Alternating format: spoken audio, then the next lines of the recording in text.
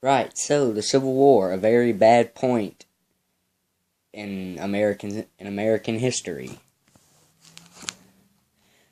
Right, so the thing about the Civil War is people get it mixed up with a war against slavery, but slavery never really the ending of slavery never really came around to about the middle of the war.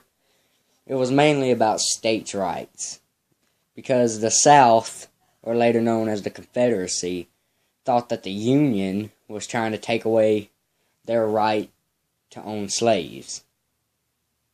Well, they felt they had the right to own slaves, and they thought the Union, or the federal government, was trying to take them away. Was trying to take away what they thought was their right. While the federal government thought that secession is not, that the southern states cannot secede from the Union legally. Abraham Lincoln was later quoted as saying, well, I'm not really going to quote it because I can't remember it, but he was later just something near it, but someone cannot secede from a country legally but by revolution.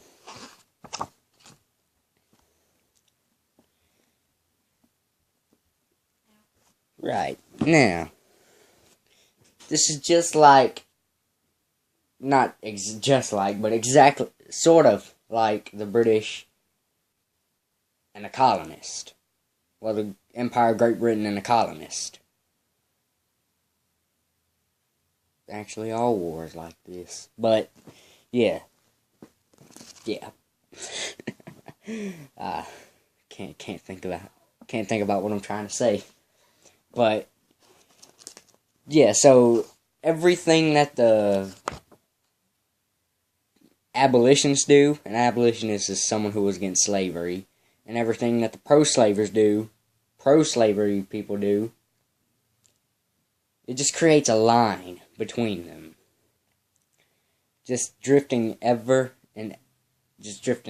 slowly and quickly, sometimes apart.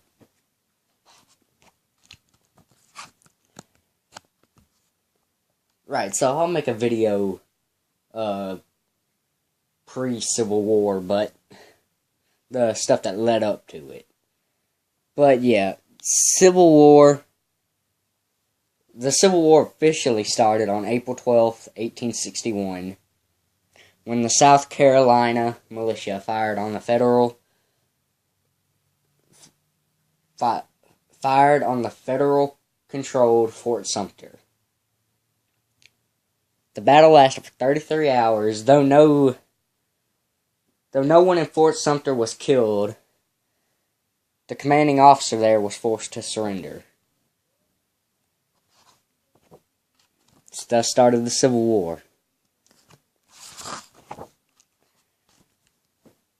Right, so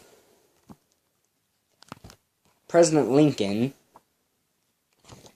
responded to this by asking for 75,000 troops to quell the rebellion. And they thought it was going to be a quick war, 90 days, about 3 months. That's about 3 months, I want to say. I don't know, but yeah, so anyway, the 75,000, they get the 75,000, and they're ready to do battle. So the first armies meet at Manassas, and that becomes known as First Battle of Manassas, or Battle of Bull Run.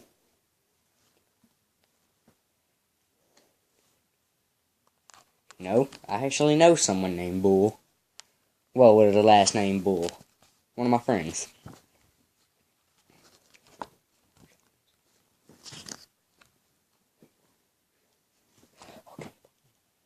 Okay, so, but it's not an easy fight. The Union loses. They're not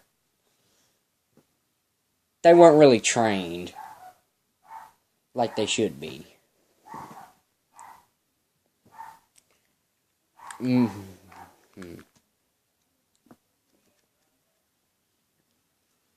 Their commanding officer at that battle for the Union, McDowell, really should have lost it for them. Right, so both sides knew that this wasn't going to be a quick war either. It's going to take a while. So they started asking for more soldiers, both sides, and started training all of them for a long war.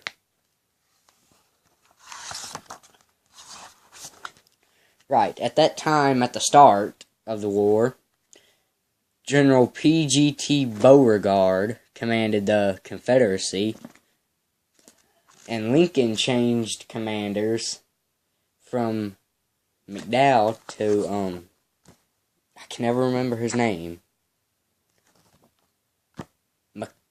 McClellan. I can't pronounce his name. I'm just gonna call him McClellan. That's what I'm gonna call him, McClellan. And he was a good leader, but he didn't really want to fight. He always waited for reinforcements. And he led the Union in the Peninsula Campaign.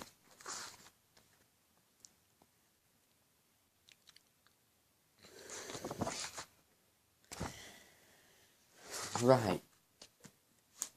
And so, the Confederates took Yorktown,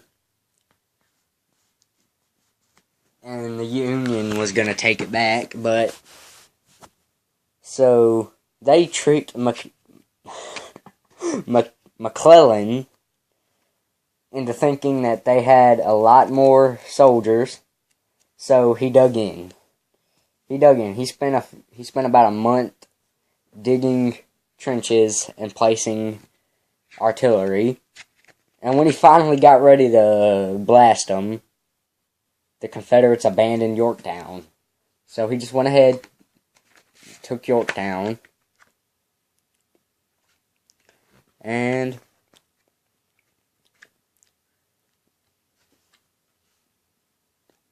alright, I'm gonna have to stop the video here.